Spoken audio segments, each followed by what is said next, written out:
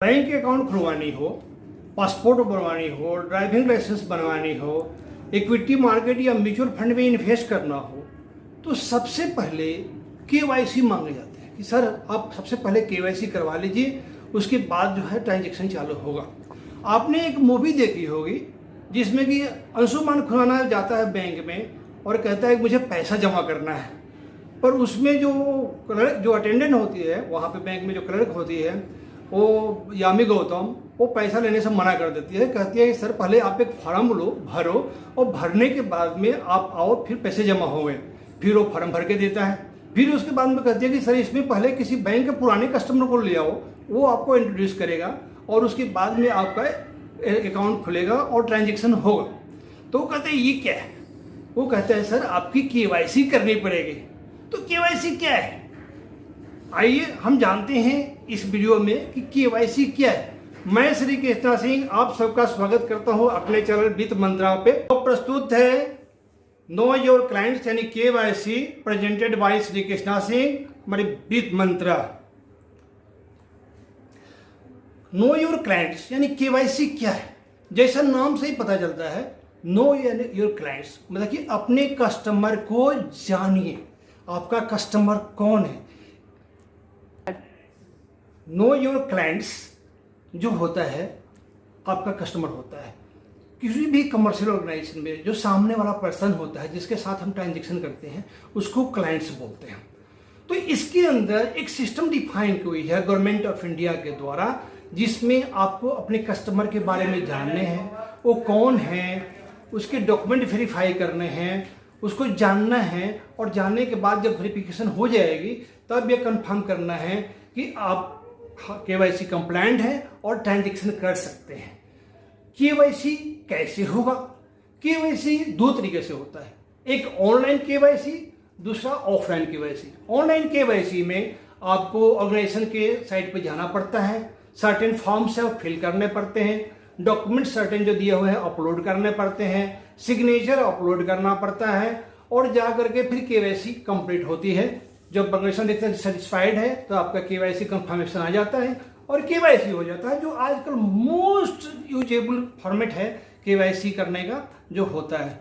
दूसरा पूरा है ऑफलाइन केवाईसी। ये बहुत ही पुराना सिस्टम है केवाईसी करने का, जिसमें आप ऑर्गेनाइजेशन को अप्रोच करते हैं या उसके किसी लीगल रिप्रेजेंटेटिव को रिपोर्ट करते हैं जो आपको फॉर्म देता है, वो फॉर्म हम भरते हैं। फॉर्म भरने के बाद में उसके रिक्वायरमेंट डॉक्यूमेंट उसके साथ अटैच करते हैं और ओरिजिनल डॉक्यूमेंट के साथ उस लीगल रिप्रेजेंटेटिव को हम देते हैं। वो लीगल पर्सन जो है या पर्सन जो उसको वेरीफाई करता है, और वेरीफाई करने के बाद में सेटिस्फाई हो जाता है और कहता है कि हाँ you are now KYC compliant, तब ट्रांजेक्शन करने की इजाज़त मिलती है। तो this is the process for KYC. अब होते हैं कि केवाईसी इंपॉर्टेंट क्यों है? केवाईसी इंपॉर्टेंट है इसलिए कि आपने देखा होगा 1992 का शेयर मार्केट स्कैम हुआ था। आपने वेब सीरीज भी देखी होगी, मूवी भी आई थी 1932 के स्कैम के ऊपर।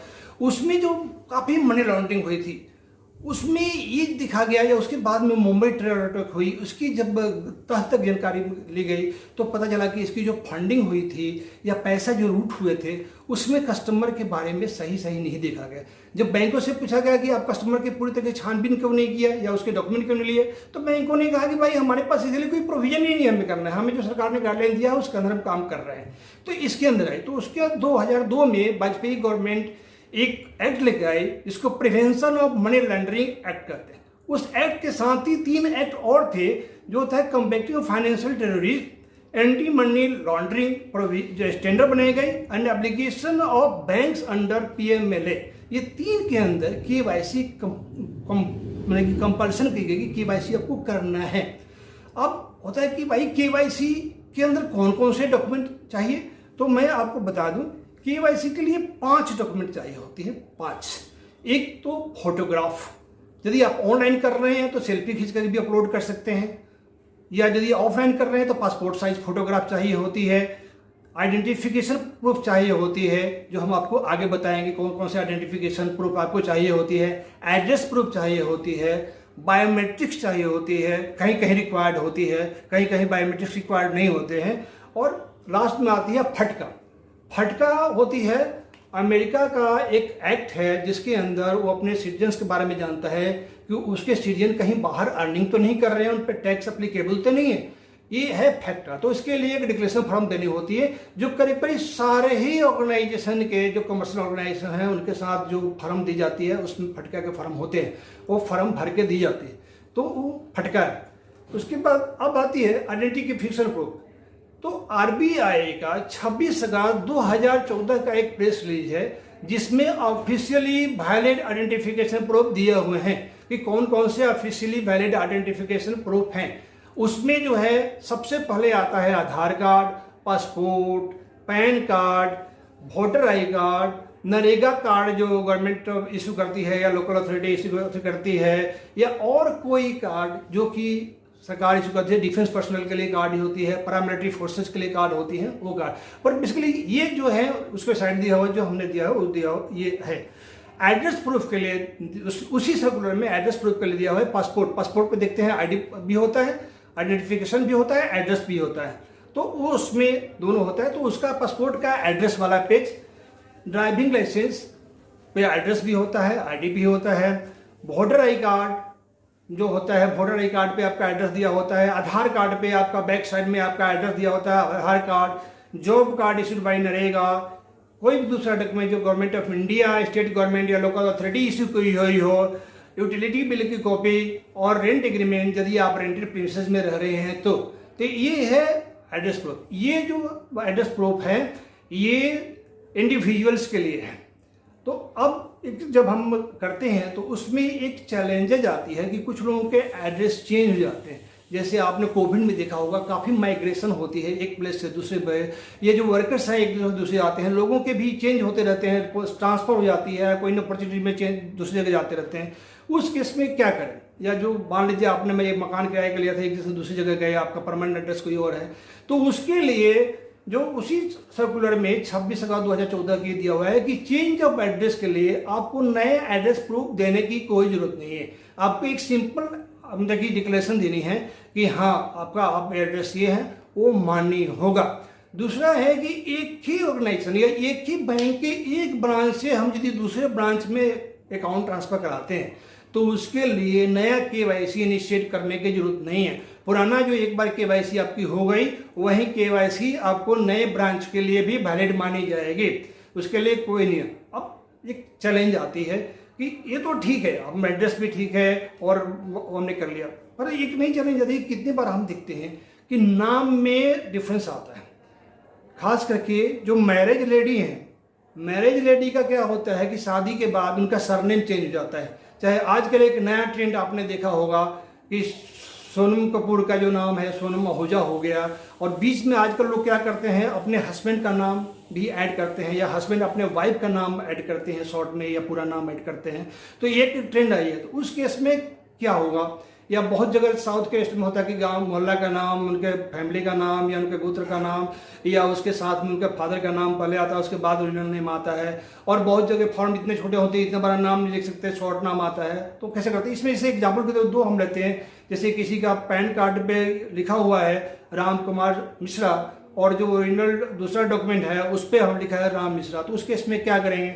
या किसी का एड्रेस जो लिखा हुआ है हाउस नंबर 66 गली नंबर 1 पहाड़गंज न्यू दिल्ली लिखा हुआ, दूसरे में लिखा हुआ 66 पहाड़गंज न्यू दिल्ली है, तो उसमें क्या करेंगे? उसके लिए क्या उपाय है? तो उसके लिए एक सिंपल सा उपाय है कि आप उस ऑर्गेनाइजेशन से एक अंडरटेकिंग मिलती है जो आप ले लीजिए, वो अंडरटेकिंग फॉर्म एडवांस में उसमें साथ लगा दीजिए, और उससे क्या है आप दे दीजिए कि हाँ ये पर्सन और ये पर्सन दोनों सेम है, क्योंकि दोनों पे फोटो सेम होता है, फोटो में आपका कोई चेंज नहीं है, तो आईडी तो सेम है, नाम में फर्क है चल जाएगा, एड्रेस में फर्क है, थोड़ा मोड़ा फर्क है जो आइडेंटिटी आपको चेंज नहीं करता है, चल जाएगा। आप अंडरटेकिंग दे दीजिए और आपको मान लिया जाएगा, उसमें कहीं कोई दिक्कत नहीं है, उसको मान लिया जाएगा, उसके लिए उपाय है। दूसरा आती है, अब आती है केवाईसी पार्टनरशिप के लिए। पार्टनरशिप के लिए केवाईसी के लिए मैं बता दूं कि उसमें होती है पार्टनरशिप का रजिस्ट्रेशन सर्टिफिकेट, पार्टनरशिप का पैन कार्ड, पार्टनरशिप डीड, उसका पार्टनर्स का एक रेजोल्यूशन जो सबने पार्टनर के कौन कौन ट्रांजेक्ट करेगा, पार्टनर्स का जो है बेनिफिशियल ओनरशिप सर्टिफिकेट, जो ट्रांजेक्ट करने वाले हैं एम्प्लॉय, मैनेजर, ऑफिसर या पार्टनर्स, उनके आईडी एंड एड्रेस प्रूफ जो हमने इंडिविजुअल्स के केवाईसी में दिया हुआ था कि इंडिविजुअल का जो आईडी एड्रेस प्रूफ चाहिए उसमें जो दिया है वो चाहिए, तो वो लगाना है। अब बेनिफिशियल ऑनर्स क्या होते हैं? बेनिफिशियल ऑनर्स वो ऑनर्स होते हैं जिसका किसी फर्म में शेयर होल्डिंग 25% या इससे ज़्यादा की होती है, वो बेनिफिशियल ऑनर होते हैं।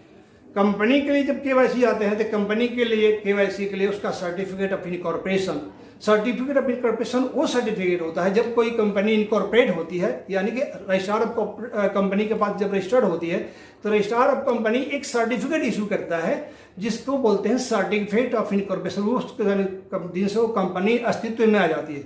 वो जो है certificate of registration birth certificate के सिमिलर होता है। इंडिविजुअल में जो बर्थ सर्टिफिकेट माना जाता है वैसे ही सर्टिफिकेट ऑफ इनकॉर्पोरेशन होती है, जो जितने भी कंपनी के ट्रांजेक्शन होते हैं सबके लिए चाहिए होती है।